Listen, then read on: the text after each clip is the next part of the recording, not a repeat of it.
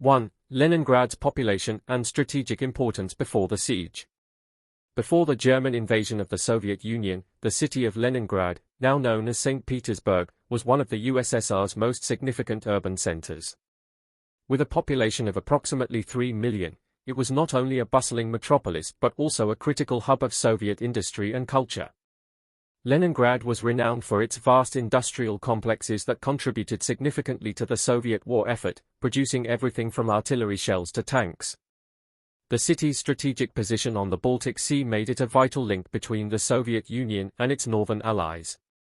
Furthermore, Leningrad held immense symbolic value as the cradle of Bolshevism, being the birthplace of the 1917 revolution that led to the establishment of the Soviet state. These factors made Leningrad a prime target for Hitler's Operation Barbarossa, which aimed to crush the Soviet Union through swift and decisive blows against its key cities, with Leningrad being designated as one of the invasion's primary objectives alongside Moscow and Kiev. 2. The initial German advance on Leningrad. By the time German forces under Field Marshal Wilhelm Ritter von Leeb's Army Group North reached the outskirts of Leningrad in September 1941, the situation in the city was dire. The Red Army, caught off guard by the speed and ferocity of Operation Barbarossa, had already suffered devastating losses, with hundreds of thousands of troops encircled and captured.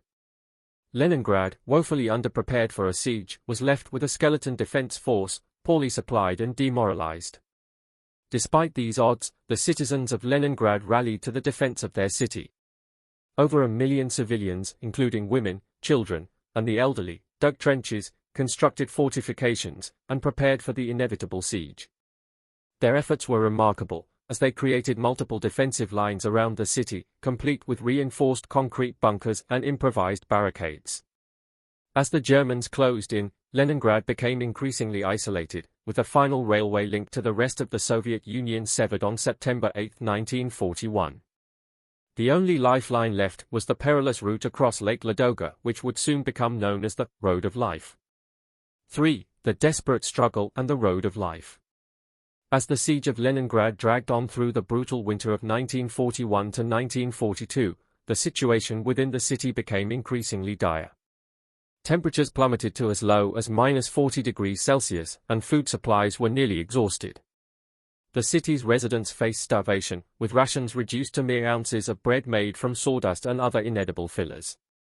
Despite the unimaginable hardships, the people of Leningrad refused to surrender.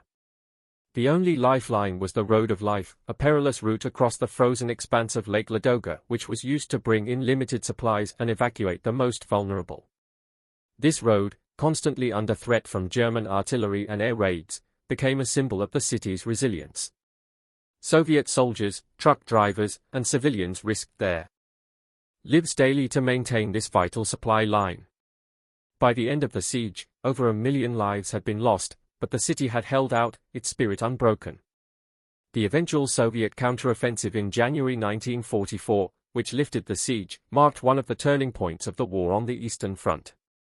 4. Cannibalism and the overburdened Leningrad police force.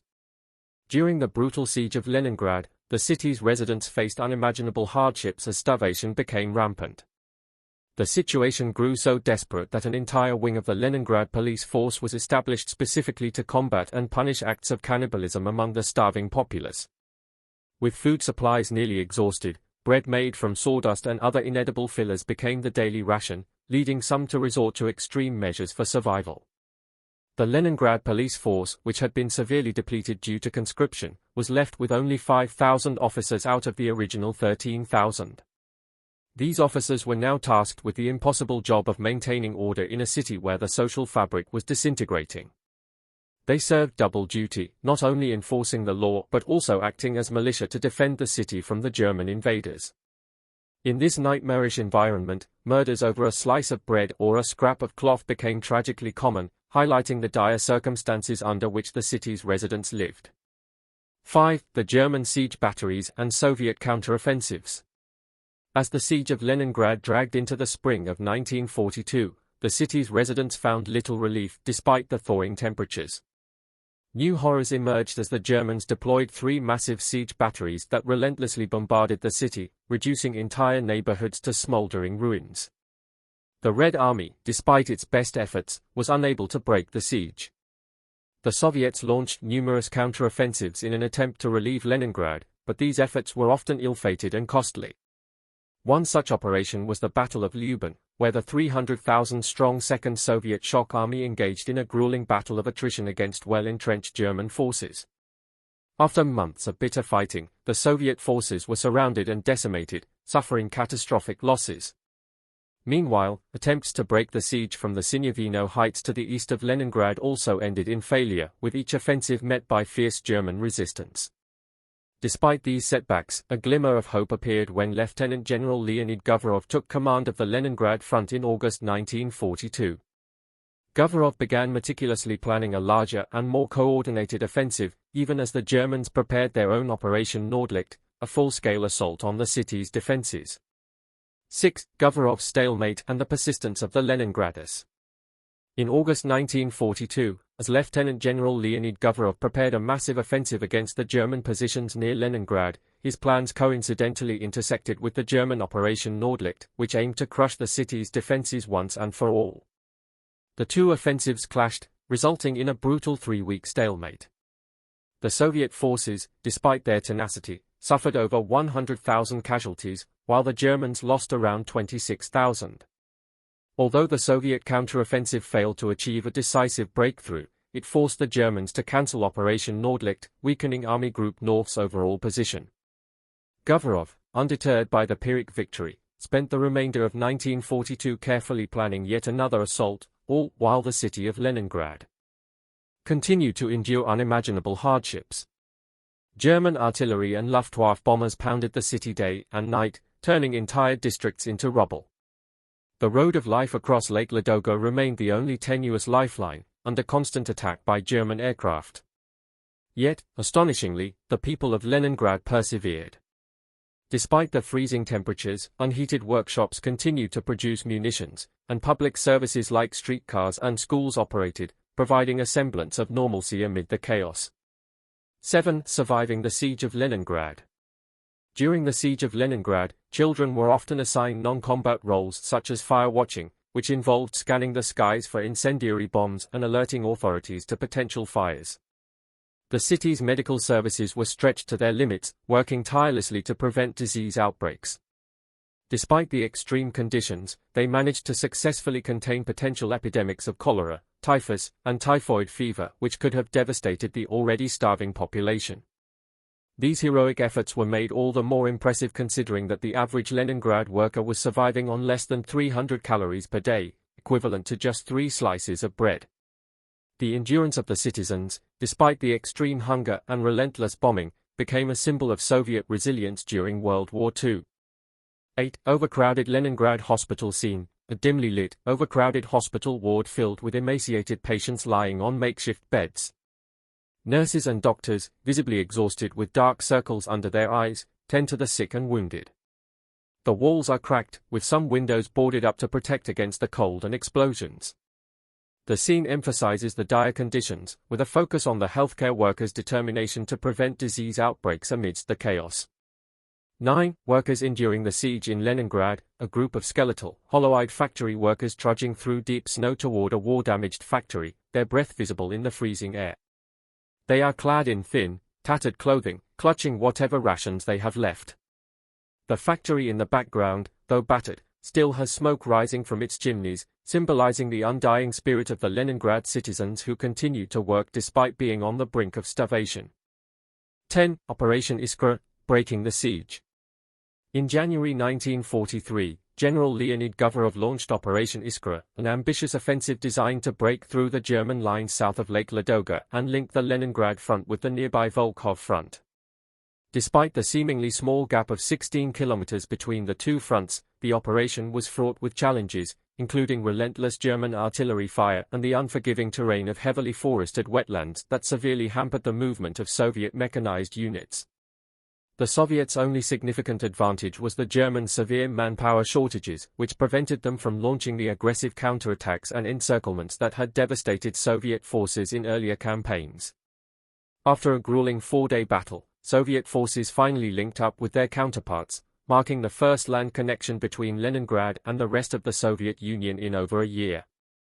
This partial success allowed for a trickle of supplies to reach the besieged city, but the overall situation remained dire, with the Germans still entrenched around Leningrad. 11. Operation Polar Star, a missed opportunity *. In early 1943, the Soviets planned Operation Polar Star, a grand offensive aimed at encircling and destroying large portions of German Army Group North, which was stubbornly holding its positions around Leningrad. The operation was intended to capitalize on the momentum gained from Operation Iskra, but the Germans, anticipating the Soviet strategy, preemptively evacuated many of the key areas targeted for encirclement. This shortened their defensive lines and left the exhausted Soviet forces with no choice but to halt their advance until the spring thaw.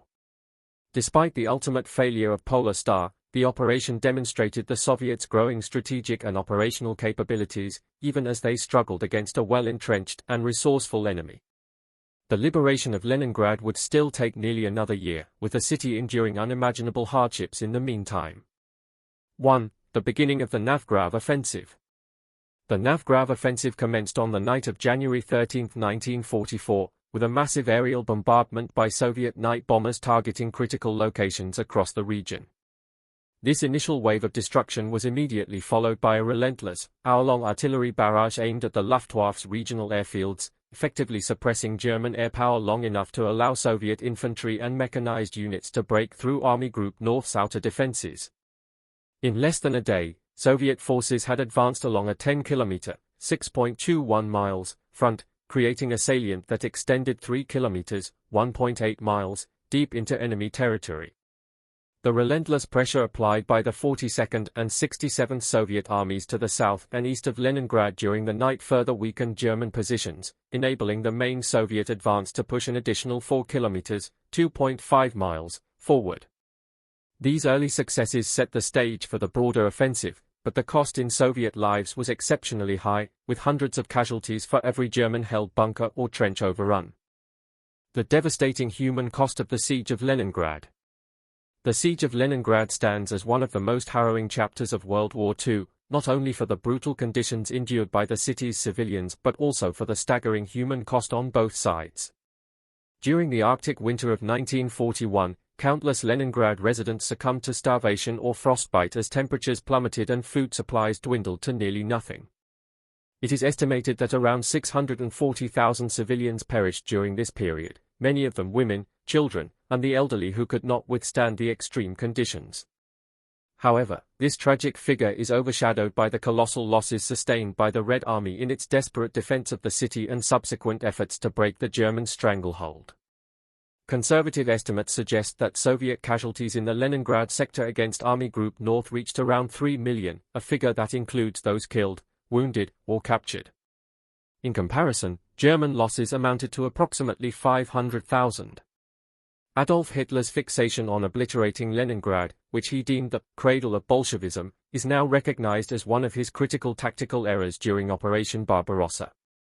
His decision to divert vast resources and manpower toward a target of immense symbolic, but limited strategic, importance not only drained his forces but also contributed to the ultimate failure of his campaign in the Soviet Union.